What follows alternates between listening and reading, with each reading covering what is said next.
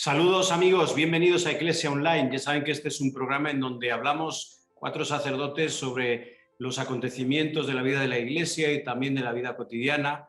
Con nosotros está Daniel Portillo desde Roma, también está el padre Javier Monroy desde Roma y el padre Patricio Lynch desde Buenos Aires. Bienvenidos. Saludos, buenas tardes a todos. Saludos, ¿cómo están? Hoy tenemos un invitado estrella conocido por ustedes en algunos canales de televisión, corresponsal en el Vaticano. Ha escrito 2 libros sobre el Papa de la Misericordia y también pues, el cómo recorrer la ciudad de Roma con detalles distintos del Vaticano, con detalles distintos diferentes que hay ahí en el Vaticano, en la hermosa Basílica de San Pedro. Con nosotros está Javier Martínez Brocal, director de Ron Reports Español. Bienvenido. Un honor estar aquí. Un saludo a todos. Pues muchísimas gracias. Hoy Javier nos va a contar su experiencia. Él ha sido testigo primero del viaje del Papa a Irak. Un viaje marcado con muchas expectativas. Diríamos que un viaje exitoso pastoralmente y también pues, con la influencia como líder moral del Papa, pues también con bastante éxito a lo largo de pues, todo este mundo, ¿no?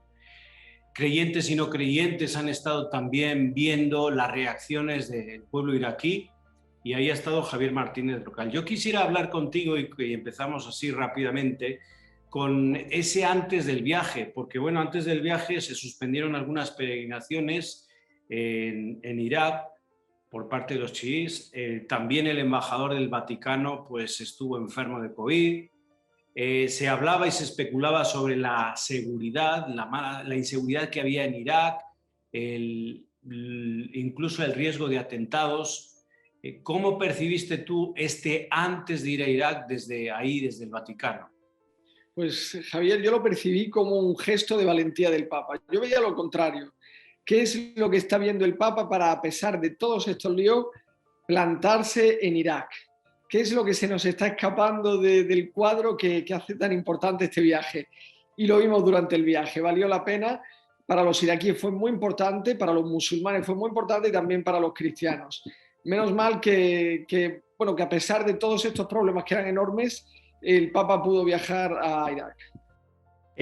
Javier, es un honor que hoy nos estés acompañando en esta tarde y que podamos conversar justamente sobre un viaje tan importante. Quisiera que nos situáramos en el tema de los argumentos que manejó el Papa en la visita a Irak. A mí me llama la atención que se entiende el discurso dado por Francisco si se toma en cuenta Lumen Fidei, Laudato Si y Fratelli Tutti, obviamente, ¿no? Entonces, el magisterio entero del Papa Francisco se comprende en Irak cuando se tiene como de telón estas 3 encíclicas que él ha aportado, de tal manera que lo que ha ido criticando continuamente, estas sombras y oscuridades que ha ido mencionando en estas 3 encíclicas, de esas divisiones que existen, esta polarización, dicotomía que existe, ya sea en el tema de fe, ya sea en el tema ecológico, ya sea en el mismo tema de la fraternidad. La insistencia que va teniendo es que solo la fraternidad es aquello justamente que da valor y cohesión para que las polarizaciones justamente se vayan cada vez más resarciendo. ¿Cuál es tu opinión sobre los discursos que manejó Francisco al respecto? Pues sí, es que no hay alternativa. Mira, estábamos en una tierra bíblica.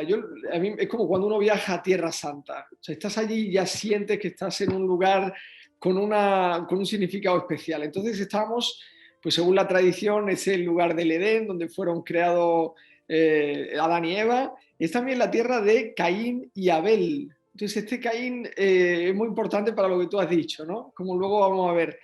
Y efectivamente la tierra de la Torre de Babel. Y fuimos al primer lugar que aparece mencionado en la Biblia, en la parte histórica de la Biblia, Ur de los Caldeos. El Papa allí convocó a personas de todas las religiones para recordar que tenemos un Padre común, que es Abraham, y que por lo tanto tenemos también una responsabilidad común. Una responsabilidad común, en primer lugar, hacia los demás y, en segundo lugar, hacia el medio ambiente. que son los títulos de Fratelli Tutti y Laudato Si. Y fíjate, Daniel, luego seguramente lo veremos, pero dentro de este discurso sobre la fraternidad, que es una llamada a la responsabilidad, todo el viaje fue una llamada a la responsabilidad común, que culminó en Mosul. Mosul es la tierra de la antigua Nínive, y allí fue el profeta Jonás. Pero antes de ir, no quería aceptar esa responsabilidad que tenía y se lanzó a alta mar, iba hacia Tarsis, y allí fue el episodio de la ballena. Lo tiraron al mar y la ballena se lo comió y lo expulsó, porque no quería aceptar esa responsabilidad.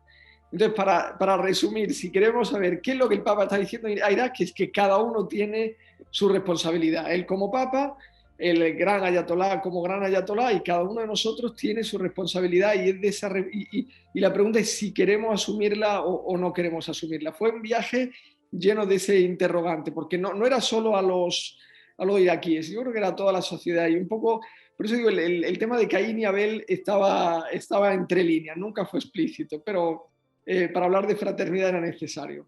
Bueno, Javier, también es un gusto darte la bienvenida y gracias por participar hoy. Se me ocurría lo siguiente, recién utilizaste el verbo sentir, ¿no? Porque, bueno, tuviste el privilegio y el coraje, diría también, de haber viajado, ¿no? Porque, como decía Javier al principio, este viaje fue catalogado de alto riesgo. Es más, si no recuerdo mal, creo que unos días antes del viaje hubo un ataque de misiles. Entonces, primero te felicito por el coraje. Segundo, en esto del sentir, del sentimiento, me gustaría, si nos puedes compartir en lo personal, ¿no? ¿Cuál fue tu vivencia? ¿Qué te significó? Y pensando en el viaje del Papa, ¿cuál considerás que fue el punto álgido, ¿no?, de esta visita?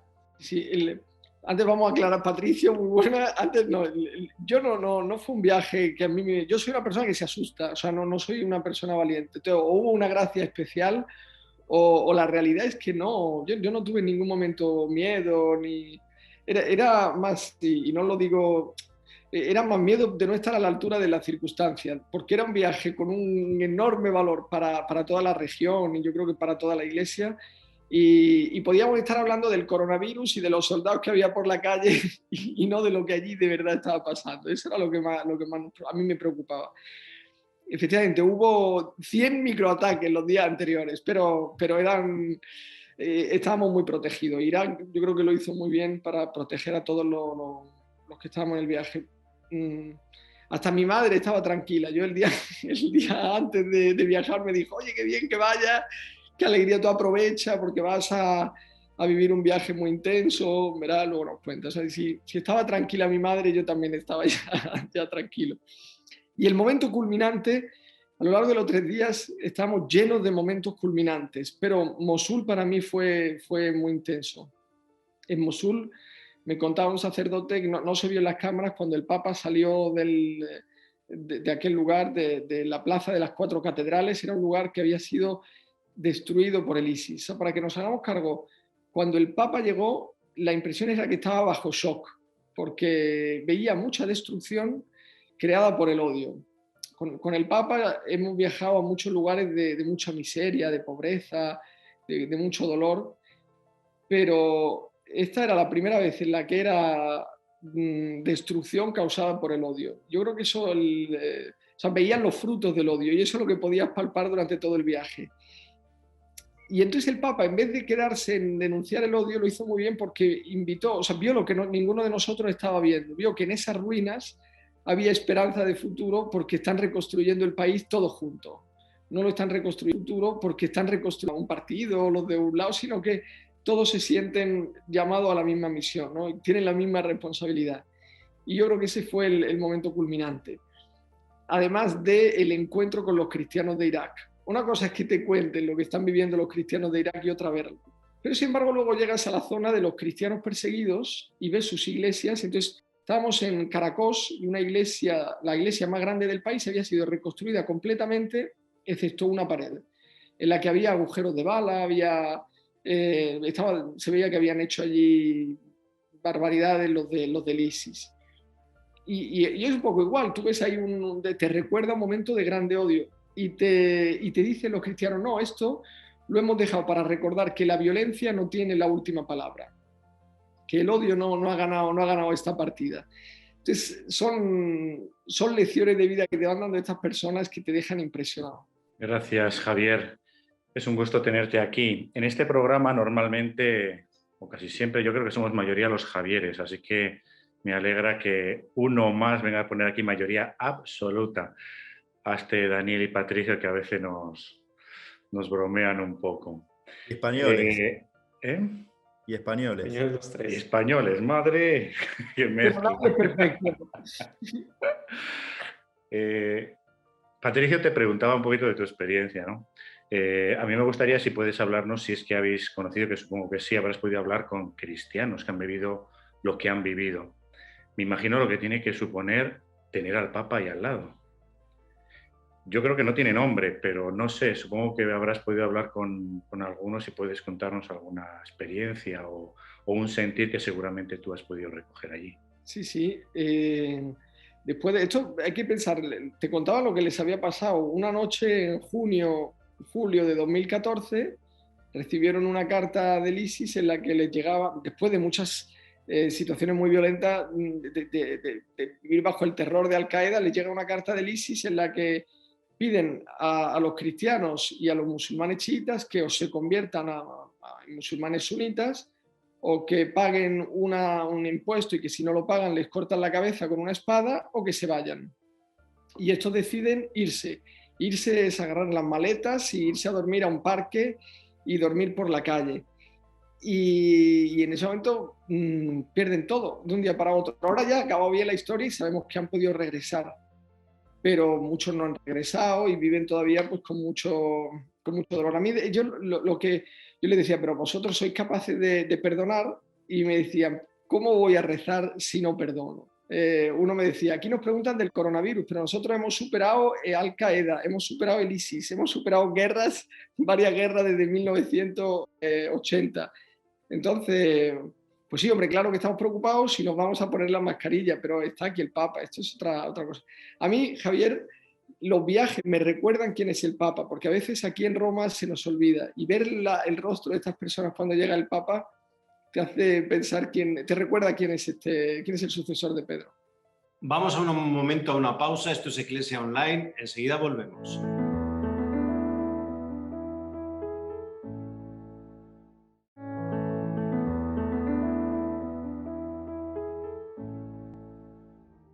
Regresamos, gracias por estar ahí. Esto es Eclesia Online. Hoy estamos con un invitado de lujo, Javier Martínez Brocal. Él es director de Rome Reports.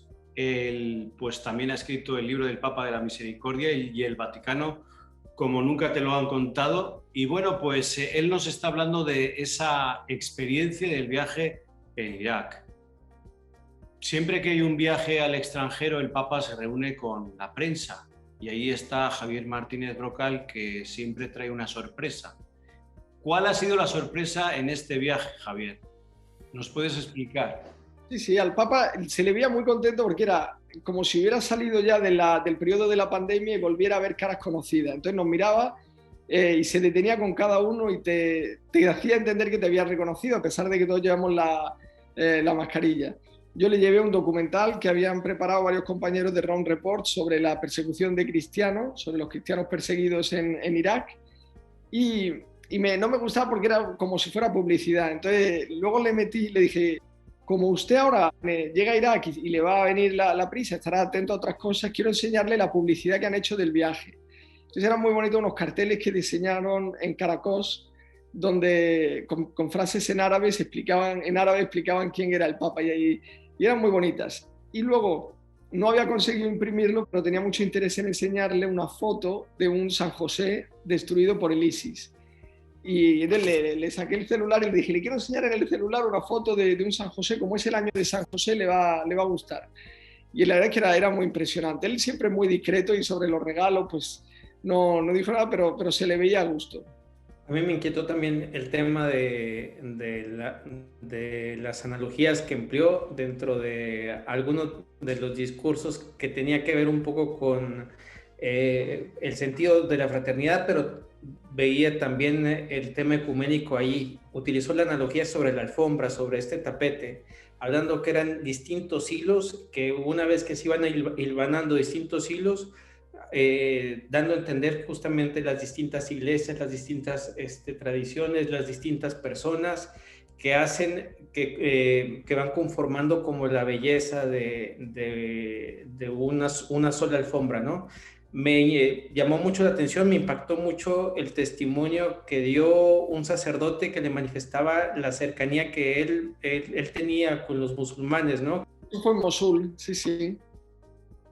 Y a mí me impactó mucho porque obviamente la cuestión de su testimonio con esta claridad, con esta transparencia de decir, yo vivo en comunidad también, sintiéndome hermano de ellos, ¿no? De los musulmanes que están aquí presentes en este momento. Esta impresión sobre la cercanía, yo no sé si tuviste tu oportunidad para ir a acompañar al mismo Papa con los representantes de las otras religiones. ¿Cuál fue tu impresión al respecto?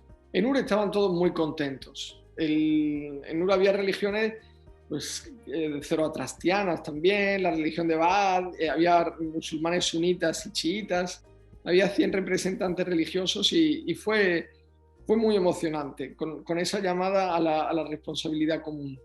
Fue muy importante para el mundo musulmán el encuentro del Papa y al-Sistani. Al-Sistani es el hombre fuerte de Irak y es un hombre con ideas muy cercanas a las del Papa, ¿no? Es un hombre que, a diferencia del chiismo, los chiitas iraníes, que son teocráticos, él pide que se diferencie la esfera política y la esfera espiritual.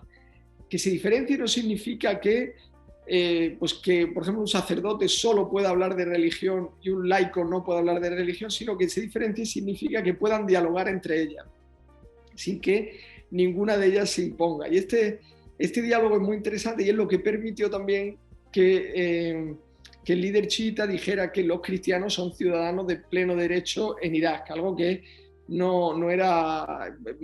son vistas como una minoría religiosa y por lo tanto muchas veces marginados. Entonces, ese encuentro dará muchas alegrías. Qué fuerte lo que decís, Javier.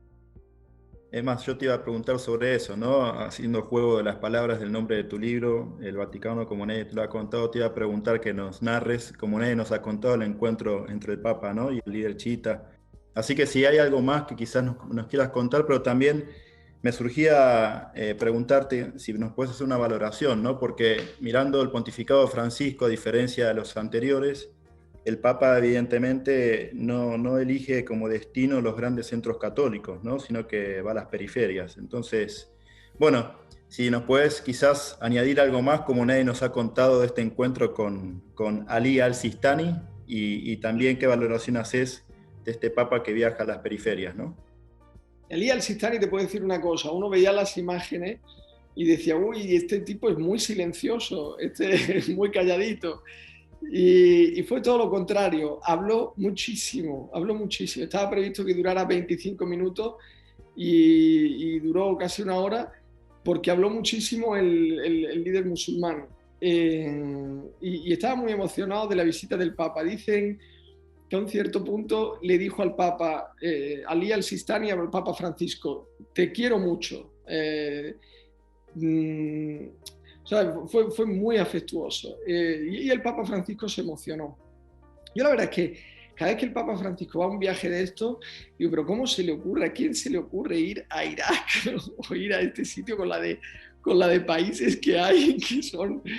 Sin embargo, cuando regresamos digo, ¿y por qué no hemos ido antes a Irak? Este es el sitio en el que teníamos que ir, este es el sitio. Efectivamente, no hemos ido antes a Irak porque no era posible.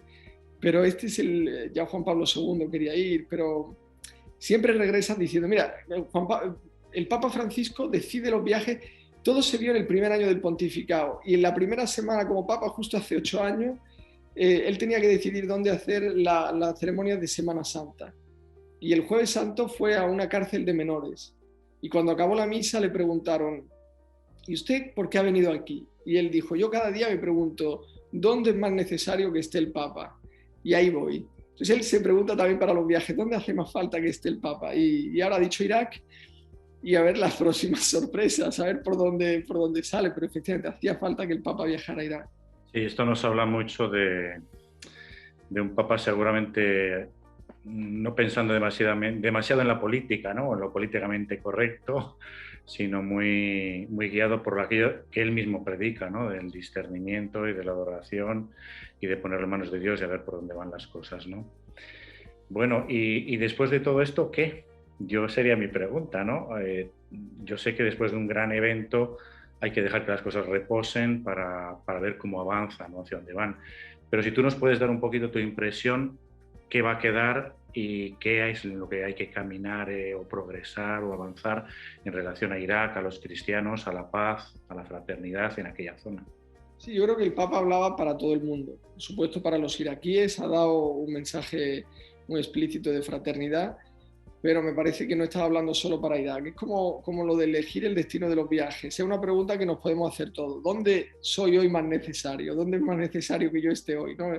Pues quizás en vez de estar en el trabajo tengo que estar con los niños o tengo que estar haciendo algo.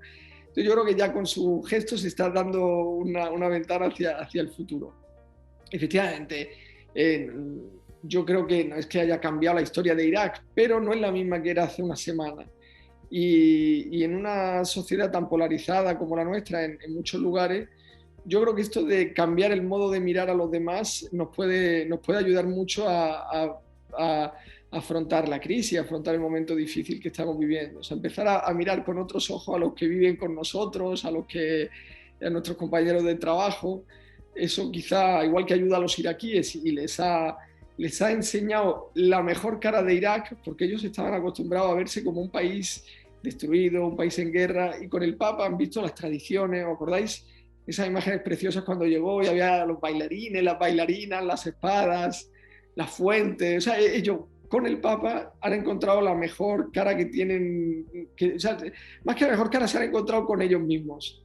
Yo creo que eso de alguna forma nos pasa a todos. Por eso la gente a mí me gustaba mucho cuando había audiencias generales ver la cara de la gente que regresaba. Pues lo mismo, el encontrarse con la mejor versión de cada uno. Javier, quisiera aprovechar para dos cosas. Tú que estás ahí experto en el Vaticano desde hace 18 años, pues en primer lugar, los mensajes todos han ido por el tema de la unidad y de la fraternidad. Y ha sido un mensaje que no solamente se puede dirigir a Irak, sino se puede extrapolar incluso a la política europea, centroamericana, una política mundial, ¿no? ¿Qué os ha parecido a ustedes, qué les ha parecido a ustedes como periodistas al hablar de la unidad y la fraternidad?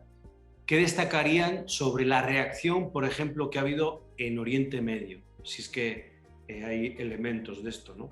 Otra pregunta es sobre la edad. ¿Le has visto más limitado al Papa en este viaje? Pues fíjate, sobre la unidad del Papa ha hablado más que o sea, obviamente ha hablado con grandes discursos, pero ha hablado con muchas acciones. Es un Papa que habla con acciones, acompaña palabras muy suaves y muy afectuosas con gestos muy fuertes, que es lo que queda, y eso es lo que se te queda. Yo creo que han sido muy escuchados. También la llamada a denunciar los actos terroristas, a cuando haya un atentado terrorista, que las comunidades religiosas inmediatamente tomen la distancia. Tuvo palabras muy difíciles también contra los políticos y jueces corruptos en Irak. No fueron todo palmadas en la espalda. Fue un Papa muy valiente. Yo creo que hablando con actos es más fácil imitarlo, ¿no? Al mismo tiempo, es valiente también porque tiene 84 años y sí, se le veía limitado, pero no se le veía. O sea, él dijo que ha estado ha sido el viaje más cansado que ha hecho, pero también ha sido el más cansado para mí, que tengo la mitad más o menos. Muy bien, pues muchísimas gracias, Javier. Ustedes lo pueden ver en Rome Reports. Ahí es donde pues, una agencia fiel a la noticia, a la veracidad, una agencia de noticias de confianza. Ahí hay un informe semanal en Rome Reports y bueno, pues él dirige esta agencia de noticias. Mucho ánimo con esa empresa tan grande y tan buena que tanto bien hace a la gente. Gracias por estar con nosotros y esperamos un nuevo libro, Javier. Ojalá que esté también este viaje presente en Irak. Muchísimas gracias por estar con nosotros. A vosotros, muchas gracias y que no sea la última vez, ¿no? Bueno, encantados de tenerte aquí. Por supuesto. Nos vamos, gracias Daniel, gracias Javier, gracias Patricio. Nos vemos en el siguiente programa de Iglesia Online. Hasta la próxima.